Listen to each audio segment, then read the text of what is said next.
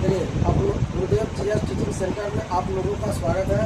आज रविवार है और रविवार को आप लोगों का टेस्ट होता है और टेस्ट आज आप लोगों का जो संख्या है नंबरिंग है 64 64। सवेर में जो टेस्ट होता है उसका नंबरिंग है 86। आज सवेर में जो टेस्ट हुआ है वह 86 है और आप लोग के जो टेस्ट हो रहा है उसमें 64 है। चलिए देखिए, उसमें अगला फर्स्ट क्वेश्चन, पहला क्वेश्चन कर आप लोगों का, उत्तर वैदिक काल में किसकी रचना हुई। क्वेश्चन अस्सीर से देखना है, समझना है, चारों ऑप्शन देख के तब आंसर दीजिए, तब जाके होता है। यहाँ पर एग्जाम नहीं है, यहाँ पर जितना अस्सीर से पढ़ के समझ के बनाइएगा वो बेटर होगा। पहला क्वेश्चन देखिए, उत्तर वैदिक काल में किसकी रचना हुई। पहला ऑप्शन है अथर्ववेद, दूसरा ऑप्शन है सामवेद, तीसरा ऑप्शन है यजुर्वेद, चौथा ऑप्शन है इनमें से सभी। तो सबको पता है कि वेद हम लोग का कितना है, 4 है। कौन कौन, ऋग्वेद, सामवेद, अथर्ववेद, यजुर्वेद। सीरियल पढ़े, ऋग्वेद है ना, यजुर्वेद, सामवेद और अथर्ववेद। जिसकी रचना सबसे अंतिम में किसकी भी, अथर्ववेद की। क्वेश्चन पूछ रहा है उत्तर वैदिक काल, तो उत्तर वैदिक काल हुआ, ऋग्वैदिक काल 2 होगा, वैदिक काल और उत्तर वैदिक काल। तो उत्तर वैदिक काल में अथर्ववेद की रचना हुई थी। इसका आंसर होगा एक का ए आंसर होगा अथर्ववेद। उत्तर वैदिक काल में किसकी रचना हुई, तो अथर्ववेद की रचना हुई। अब गौर से देखिए, अथर्ववेद है ना, अथर्ववेद है, सामवेद है। सामवेद में क्या है, भारतीय संगीत के जनक माना जाता है। किसको, सामवेद को। भारतीय संगीत का जनक किसको माना जाता है, सामवेद को माना जाता है। यजुर्वेद जो है 2 तरह से, गद और पद दोनों में है। यजुर्वेद क्या है, गद और पद। गद माने कहानी, पद माने कविता, दोनों रूप में होता है। और ऋग्वेद में कुल कितने मंडल, 10 मंडल। और 10 मंडल जो है 1 2 से 7 जो है सबसे प्राचीन मंडल है, जिसमें सबसे प्राचीन पूछे 7 है ना, 7। सबसे नया 1 और 10। क्लियर। 10वें मंडल के पुरुष में क्या है, जाति की चर्चा है, वर्ण की चर्चा है। अगला क्वेश्चन देखिए, 2 नंबर, महावीर का जन्म हुआ कहाँ हुआ था। महावीर मतलब महावीर स्वामी का जन्म कहाँ हुआ था। आज सवेर के टेस्ट में क्वेश्चन था, महावीर स्वामी का निधन कहाँ हुआ। आप लोगों के क्वेश्चन है, महावीर स्वामी का जन्म सवेर में था, निधन अमर जन्म है। यहाँ पर देखिए, महावीर स्वामी का जो जन्म कहाँ हुआ था। पहला ऑप्शन है सारनाथ, दूसरा में पावापुरी, तीसरा में कुंडग्राम, चौथा में लुम्बिनी। क्या आंसर, क्या बनाया आप लोग आंसर, हाँ, पावापुरी जो आप लोग बोल रहे हैं वह सवेर वाला का आंसर है। महावीर स्वामी के निधन जो हुआ है वह है पावापुरी में हुआ है। आंसर होगा पावापुरी, सवेर वाला टेस्ट का आंसर था। अभी आप लोगों में जो क्वेश्चन है वह कह रहा है महावीर स्वामी का जन्म कहाँ हुआ था। तो जन्म होगा कुंडग्राम। कुंडग्राम दोनों बिहार में ही पड़ता है। पावापुरी में निधन हुआ था महावीर स्वामी का और कुंडग्राम में महावीर स्वामी का जन्म हुआ था। कुंडग्राम वैशाली के निकट पड़ता है, वैशाली जिला में कुंडग्राम, जबकि पावापुरी राजगीर के निकट पड़ता है। राजगीर के निकट पड़ता है, जो किस जिला में पड़ता है, राजगीर, नालंदा। किस जिला में, नालंदा में। Concept clear. तो महावीर स्वामी का जन्म कुंडग्राम वैशाली में हुआ था, जबकि निधन पावापुरी कहाँ, राजगीर में हुआ था। अब एक चीज बताए, महावीर स्वामी का जो निधन हुआ था किस दिन हुआ था, बता सकते कोई। बहुत ही अच्छा क्वेश्चन है। महावीर स्वामी का निधन हुआ था दिवाली के दिन। किस दिन, दिवाली के दिन। बहुत इंपोर्टेंट पूछता है क्वेश्चन कि हिंदू धर्म के अलावा किस धर्म में दिवाली के दिन दीप जलता है। क्वेश्चन पूछता है, पूछा हुआ क्वेश्चन है कि हिंदू धर्म में दिवाली के दिन दीप जलता है ना, उसके अलावा किस धर्म में दीप जलता है। तो कहेंगे जैन धर्म में, लेकिन हिंदू धर्म में दीप जलता है दिवाली के दिन उसी का, जबकि जैन धर्म में दीप जलता है दुखी का, क्योंकि महावीर स्वामी का निधन हो गया था। क्लियर। तो ये चीज सब पर ध्यान रखेगा। महावीर स्वामी का जन्म हुआ था 599 BC या ईसा पूर्व में, जबकि निधन हुआ था 527 ईसी या BC में। क्लियर। आगे देखिए, इसमें पॉइंट रहा है सारनाथ। तो सारनाथ महात्मा बुद्ध से संबंधित है, जैन बौद्ध धर्म से। क्लियर है। सारनाथ किस जिला अधिराज में पड़ता है, बताइए तो कोई। यही चीज सब है कंपटीशन में। हमारा कहने का मतलब है ज्यादा नहीं जानिए, लेकिन जतवा है उसमें पूरा कंस जानिए, समझ गए ना। जो आ गया उसका पूरा ऑपरेशन कर देना है, यही है कंपटीशन का मतलब। क्यों? क्योंकि यहाँ विद्वान नहीं बनना है, क्योंकि पीएचडी नहीं करना है। बस एग्जाम के अनुसार तैयारी करके जो एग्जाम में आया बन गया, 100 में 70 75 बन गया, 65 70 बन गया, रिजल्ट आ गया। तो रिजल्ट से मतलब है, पीएचडी करने से मतलब नहीं है। इसलिए बार बार आप लोगों को कहते हैं रविवार को टेस्ट होता है, शनिवार को रात में जितना टेस्ट का क्वेश्चन है निकालिए, रिवाइज कीजिए। बस देखिए आपका पावर बढ़ने लगेगा। आपका जो है क्या कहते हैं बेटा, डिक्शनरी, तो क्वेश्चन का डिक्शनरी बढ़ता चला गया। देखिए तो सारनाथ पड़ता है उत्तर प्रदेश में। क्या पड़ता है? उत्तर प्रदेश में, है ना। उसके बाद जो है ऑप्शन में पावापुरी, जो कहाँ पड़ता है? नालंदा में, जहाँ पर निधन हो गया था। और कुलग्राम में जन्म है, जो आंसर होगा 2 का C आंसर है आपका। और लुम्बिनी कहाँ है? नेपाल में। ऐसी लुम्बिनी में महात्मा बुद्ध का क्या हुआ था? जन्म हुआ था। लुम्बिनी में जन्म हुआ था। मतलब क्लियर? चलिए आगे बढ़िए। तीसरा क्वेश्चन देखिए, तो पहला का आंसर बताए A, दूसरा का आंसर हुआ C। अब अगला देखिए 3 नंबर, किसने 16वीं शताब्दी में विजयनगर का भ्रमण किया? कह रहा है किसने 16वीं शताब्दी, शताब्दी जानते हैं ना, कितने सालों का शताब्दी होता है? 100 साल को शताब्दी। अब दशक में कितने साल? दशक में 10 साल। दशक में 10 साल, शताब्दी में 100 साल। तो यहाँ पर शताब्दी कह रहा है। 16वीं शताब्दी का मतलब कतः से कतः हुआ? 1500 से लेकर 1599 तक, समझ गए ना। तो 100 साल हुआ तो वही हुआ। तो यहाँ कह रहा है क्वेश्चन, किसने 16वीं शताब्दी में विजयनगर का भ्रमण किया? विजयनगर जानते हैं ना, दक्षिण भारत में। और विजयनगर साम्राज्य जिस समय दिल्ली सल्तनत का शासन चल रहा था, दिल्ली सल्तनत में दक्षिण भारत में 2 साम्राज्य उभर के आया, विजयनगर साम्राज्य और बहमनी साम्राज्य। विजयनगर साम्राज्य पूरी तरह से हिंदू बेस्ड और बहमनी साम्राज्य पूरी तरह से मुस्लिम बेस्ड। विजयनगर साम्राज्य में कुल 4 वंश और बहमनी साम्राज्य में कुल 5 वंश। क्लियर?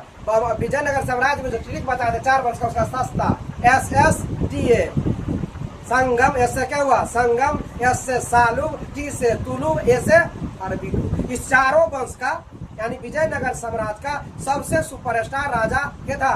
KDR, कृष्णदेव राय। कृष्णदेव राय जो खुद एक विद्वान शासक था। Concept clear? अब बहमनी साम्राज्य में कुल कितना था? 5 था। उसको बताते हैं ब से बीदर, ब से बरार, ब से बीजापुर, ग से गोलकुंडा, अ से अहमदनगर। इस 5 में 4 एक साथ रहा और ब से बरार हमेशा क्या रहा? फरार रहा। ऐसा बताते हैं। ये चीज सब पर ध्यान रखना है। क्लियर? अब देखिए क्वेश्चन कर रहा है कि किसने 16वीं शताब्दी में विजयनगर का भ्रमण किया? पहला ऑप्शन देखिए, 2 आए थे बारबोसा, बारबोसा के नाम से फेमस है, तो बारबोसा है। दूसरा है डोमिंगो पायस, नाम है पूरा डोमिंगो पायस, है ना। तीसरा है नुनीज, है ना, अर्नोल्डो नुनीज। और चौथा है इनमें से सभी। कह रहा है 16वीं शताब्दी में विजयनगर का भ्रमण किसने किया? तो इनमें से सभी किया। 3 का डी होगा, सभी किया था। बारबोसा भी होगा, डोमिंगो पायस भी होगा, नुनीज भी होगा। क्लियर? ये तीनों ने किया था। जबकि देखिए डोमिंगो पायस और बारबोसा KDR के शासन काल में था। KDR मतलब बोले तो कृष्णदेव राय। कृष्णदेव राय आमुक्त मल्याद की रचना किया था। कृष्णदेव राय बहुत ही विद्वान शासक था, बहुत ही सुप्रसिद्ध राजा था। KDR विद्वान शासक था, आमुक्त मल्याद की रचना किया था KDR।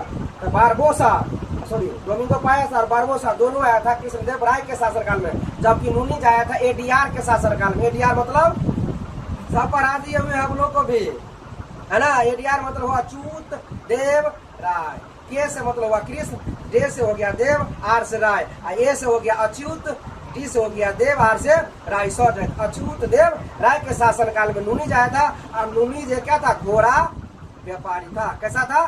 घोड़ा व्यापारी था। क्लियर? लाइट परेशान है ना, तो लगा। चलिए आगे देखिए, तो इसका आंसर क्या होगा? डी। 3 का डी आंसर होगा। अब आगे बढ़िए, गौर से सुनते रहिए। और जो जो चीज नहीं होता है ना, तो क्वेश्चन में खाली जगह है, वहां पर अपना लिखते जाए। दोनों साइड खाली है, आगे भी पीछे भी पुट करते चलिएगा, हाथ पैर चलाते रहिए। टेस्ट का मतलब है 25 को क्वेश्चन है तो 25 चौका 100 को हो जाता है। आपको खाली सुनते रहिए और कलम चलाते रहिए। अगला क्वेश्चन देखिए 4 नंबर, बृहदेश्वर मंदिर कहाँ स्थित है? बृहदेश्वर मंदिर कहाँ स्थित है। पहला ऑप्शन में तंजावुर, दूसरा ऑप्शन में बेलूर, तीसरा ऑप्शन में क्या है वारंगल, और चौथा में क्या है रामेश्वरम, है ना। बृहदेश्वर मंदिर कता है बताइए, क्या बनाया आप लोग आंसर? तंजावुर होगा, तंजावुर 4 का ए आंसर। बृहदेश्वर मंदिर तंजावुर जो तमिलनाडु में पड़ता है, लिख लीजिए बृहदेश्वर मंदिर तंजावुर तमिलनाडु में है। और यह जो बृहदेश्वर मंदिर है चोल वंश से संबंधित है। चोल वंश का राजा था राजेश्वर, जिसने बृहदेश्वर मंदिर की इसे राजेश्वर मंदिर के नाम से भी जाना जाता है, जो भोलेनाथ का मंदिर है। हर हर महादेव, है ना। नेपाल में जाइएगा तो पशुपतिनाथ का मंदिर है, पशुपतिनाथ, है ना, शंभुनाथ, ये सब है। क्लियर? यहाँ पर है, यहाँ पर जो है भोलेनाथ का मंदिर है। नेपाल में जनकपुर जाइएगा तो माँ सीता का जो मंदिर है वहाँ से 15-20 किलोमीटर हट के पड़ता है धनुषा। और धनुषा में जो भगवान राम जब शादी के लिए स्वयंवर के लिए जो धनुष तोड़े थे, उसका धनुष का क्या नाम? पिनाक। और पिनाक जो भोलेनाथ का था, उस पिनाक को तोड़ा था। तो 3 जगह कहा जाता है, वहां पर भी फोटो लगा के दिखाया गया धनुषा में। तो एक पिनाक का जो धनुष का जो टुकड़ा गिरा, एक जनकपुर के बगल में माँ जानकी मंदिर के बगल में, एक धनुषा में जहाँ पर वो है, और एक भारत के दक्षिण भारत में रामेश्वरम में, जो ऑप्शन से आते हैं रामेश्वरम में, है ना। ऐसी रामेश्वरम में भगवान श्री राम ने भोलेनाथ का क्या किया था? पूजा किया था।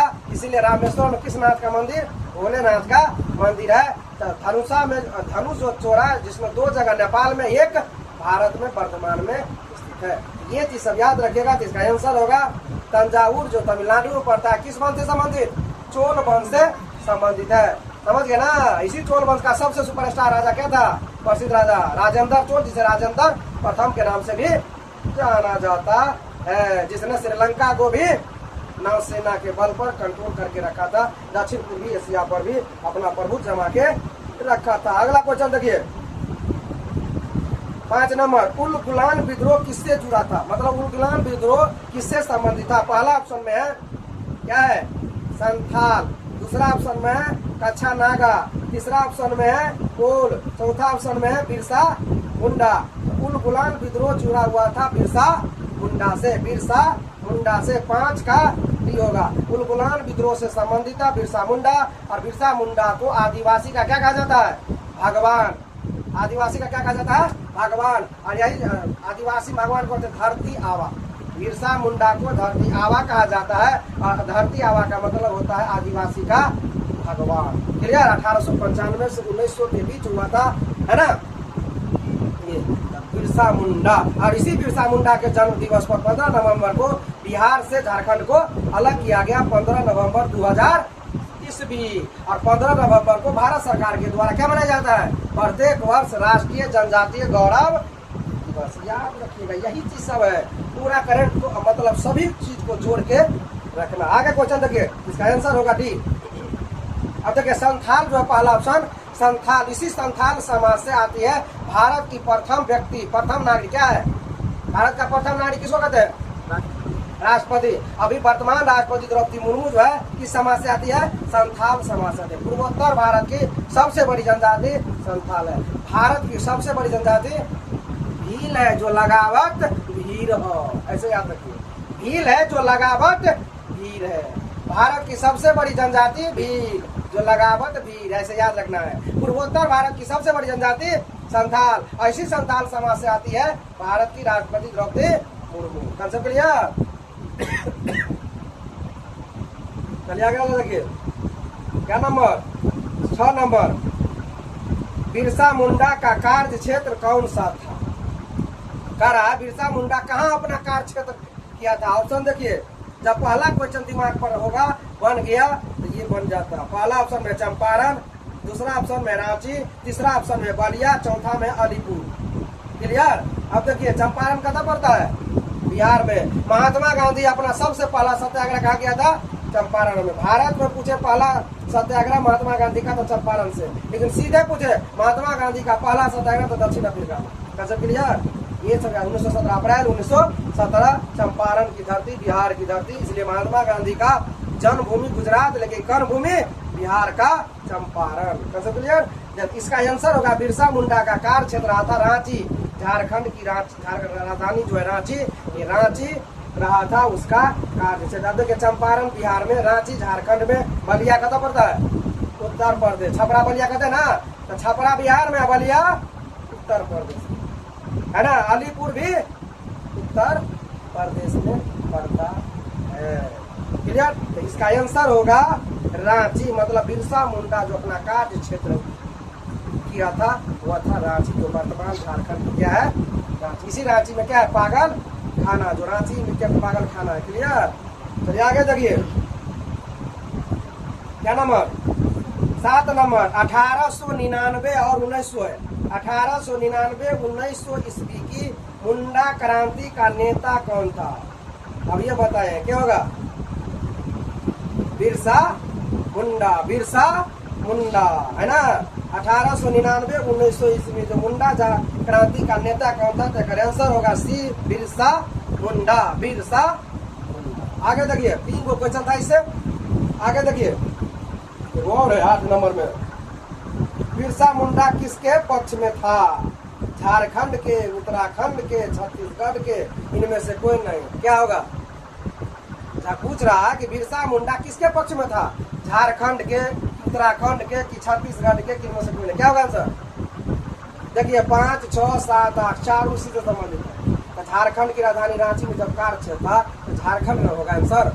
बिरसा मुंडा किसको संबंधित, किसको समर्थन किया? तो झारखंड का। गौर से सुनिए, बिहार से निकला झारखंड, उत्तर प्रदेश से निकला उत्तरांचल जिसे उत्तराखंड कहते हैं, और मध्य प्रदेश से निकला छत्तीसगढ़। गौर से सुनते चलिए, तीनों राज्यों बताए हैं, बिहार, उत्तर प्रदेश और मध्य प्रदेश। इस तीनों राज्य से पहाड़ी राज्य को काटकर, तीनों राज्य से पहाड़ी इलाका क्षेत्र को काटकर अलग राज्य बनाया गया। बिहार से पहाड़ी इलाका को काटकर झारखंड बनाया गया 15 नवंबर 2000 ईस्वी।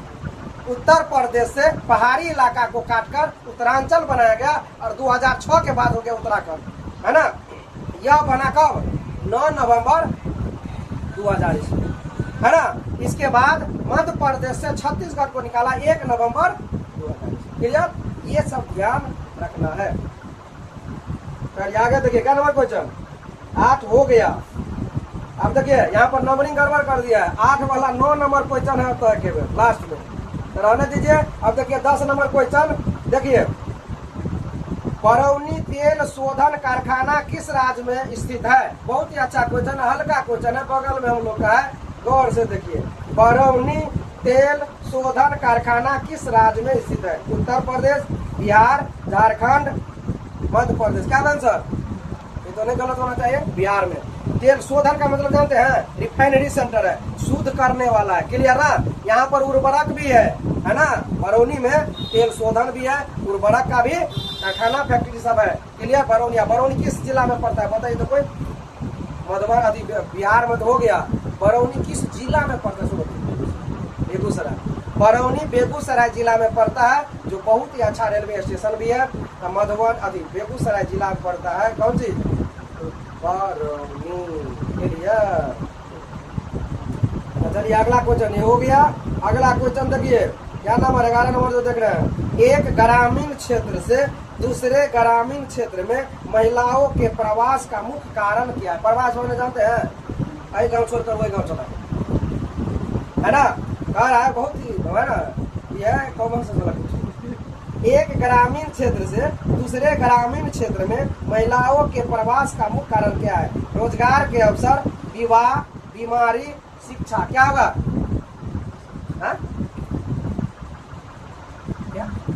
विवाह। क्या होगा? विवाह, है ना। इसका आंसर होगा बी, विवाह होगा। क्लियर? चलिए आगे क्वेश्चन देखिए, 12 नंबर जो है, भारतीय संविधान सभा का गठन कब हुआ था?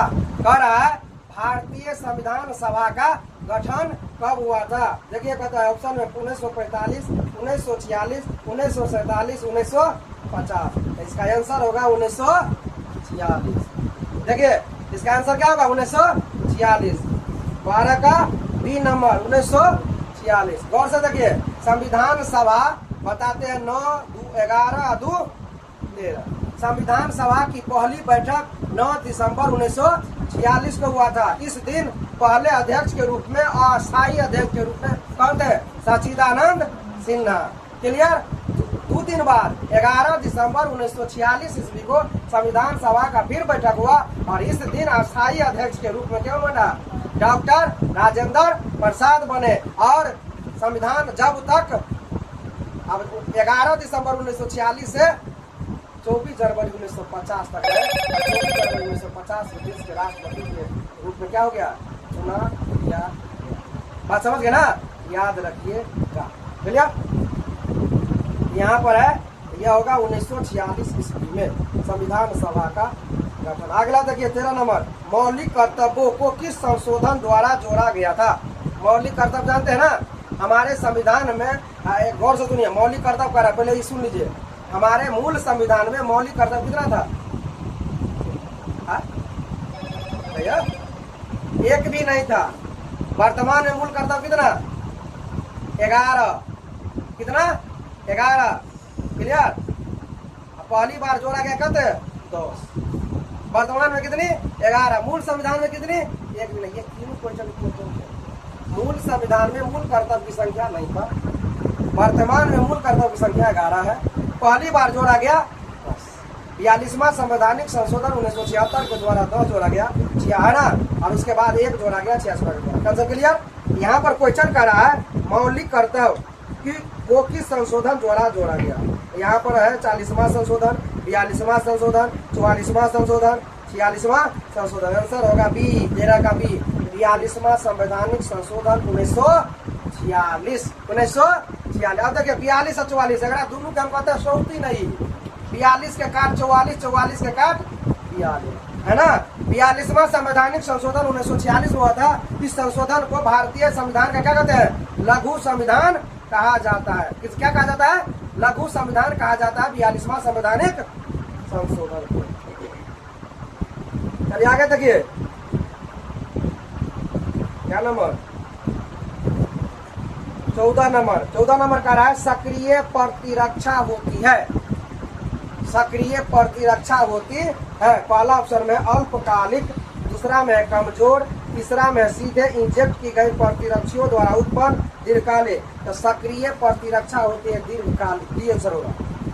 सक्रिय प्रतिरक्षा एक्टिव क्या हो गया? प्रतिरक्षा का मतलब इम्यूनिटी है ना, ये हो गया। तो डी आंसर होगा दीर्घकालिक। अगला देखिए 15 नंबर, आणविक विकास निम्नलिखित में से किस पर निर्भर करता है? आणविक विकास निम्नलिखित में से किस पर निर्भर करता है? देखिए ऑप्शन में क्या है? डीएनए और प्रोटीन अनुक्रमों पर, जीवाश्म अभिलेखों पर, है ना। इसके बाद क्या है? आकारीय विशेषताओं पर, और चौथा इनमें से कोई नहीं। तो आणविक विकास कर रहा है। तो आणविक विकास डीएनए, आरएनए और प्रोटीन के क्रम पर निर्भर करता है। ये आंसर होगा 15 का ए। डीएनए, आरएनए आनुवांशिक कोड हम लोगों का क्या होता है? डीएनए और आरएनए। डीएनए है ना, dioxy ribose nucleic acid, ribose nucleic. Clear ना? सब याद रखना है। आगे देखिए 16 नंबर, किसी पदार्थ की प्रतिरोधकता निर्भर करती है। रेसिस्टेंस किस पर निर्भर करता है? किसी पदार्थ की प्रतिरोधकता निर्भर करती है। पहला ऑप्शन में देखिए पदार्थ की लंबाई एवं अनुप्रस्थ काट के क्षेत्रफल पर, दूसरा ऑप्शन में पदार्थ के तापमान पर, तीसरा ऑप्शन में पदार्थ के आर पार लगाई गई वोल्टता पर, चौथा है पदार्थ में प्रवाही धारा पर। इसका आंसर होगा तापमान पर। बी आंसर है ना। किसी पदार्थ की प्रतिरोधकता निर्भर करती है उसके तापमान पर। क्लियर। तो 16 का जो आंसर होगा बी होगा। 17 नंबर देखिए, विद्युत चुंबक बनाने के लिए सबसे उचित धातु है। विद्युत चुंबक जो होता है ना, विद्युत चुंबक बनाने के लिए सबसे उचित धातु है। पहला ऑप्शन में क्या है? देखिए नर्म लोहा, दूसरा में स्टील है, तीसरा में तांबा है, चौथा में निकेल है। इसका आंसर होगा नर्म लोहा। क्या होगा? नर्म लोहा। अगला देखिए 18 नंबर, हिंदी का क्वेश्चन है। निम्न में से कौन स्त्रीलिंग शब्द है? स्त्रीलिंग आज सवेर वाला टेस्ट में 2 को हिंदी दिए थे पहली बार। देखो क्वेश्चन डालते थे, आज 2 को दिए थे। इसमें देखिए निम्न में कौन स्त्रीलिंग शब्द है? लालिमा, नख, न्याय, संकल्प। इसका आंसर होगा ए, लालिमा। लालिमा जो है स्त्रीलिंग शब्द है। 19 नंबर का क्वेश्चन देखिए, स्त्रीलिंग संगीत रत्नाकर के लेखक कौन है? पुस्तक का नाम है, ग्रंथ है संगीत रत्नाकर के लेखक कौन है? इसका आंसर होगा पंडित, पहला जो ऑप्शन है पंडित सारंग देव। संस्कृत भाषा में लिखा हुआ है, शास्त्रीय ग्रंथ। समझ गए ना, ये है लिखा हुआ। क्लियर? आगे देखिए क्वेश्चन, क्या नंबर? 20 नंबर। वेद के अंतिम भाग को कहा जाता है? गौर से सुनिए, वेद कितने हैं? 4 है, और वेद के अंतिम भाग को कहा जाता है। सो क्वेश्चन पूछ रहा है। पहला ऑप्शन में देखिए क्या है, अरण्यक। दूसरा ऑप्शन में है संहिता, तीसरा ऑप्शन है उपनिषद, चौथा ऑप्शन है उनमें से कोई नहीं। तो क्या होगा आंसर? वेद के अंतिम भाग को कहा जाता है वेदांत, और वेदांत होगा तो आंसर जाएगा डी, है ना। वेदांत होगा तो आंसर जाएगा डी। तो वेद के अंतिम भाग को, वेद को जानने के लिए अच्छी तरह से वेदांत वगैरह ना। अब देखिए अरण्यक है, अरण्यक माने होता है जंगल, जंगल में जो लिखा उसे अरण्य ग्रंथ कहा गया, है ना। संहिता मतलब होता है कानून, है ना। और उपनिषद का मतलब उप माने होता है निकट, और निषद माने ज्ञान। गुरु के समीप बैठकर जो ज्ञान प्राप्ति किया उसे क्या कहा गया? उपनिषद, उपनिषद। आंसर होगा इसका डी। क्लियर? तो 20 का डी आंसर होगा। क्लियर? अब चलिए देखिए, ये 20 को क्वेश्चन आप लोगों में था। क्लियर? है ना। अब आगे देखिए, अगला क्वेश्चन है क्या नंबर? 21 नंबर। 21 नंबर देखिए, निम्नलिखित में से कौन सुरक्षात्मक खाद्य पदार्थ है? क्वेश्चन गौर से देखिए, निम्नलिखित में से कौन सुरक्षात्मक खाद्य पदार्थ है? चावल, घी, दाल, फल। क्या होगा? आप समझ नहीं आ रहा होगा, सब तत्व करते है ना। चावल, घी, दाल और फल। तो फल होगा सुरक्षात्मक, तो सब कुछ प्रदान करता है, प्रोटीन ये सब। क्लियर? इसमें क्या होगा? फल होगा। तो 21 का क्या आंसर होगा?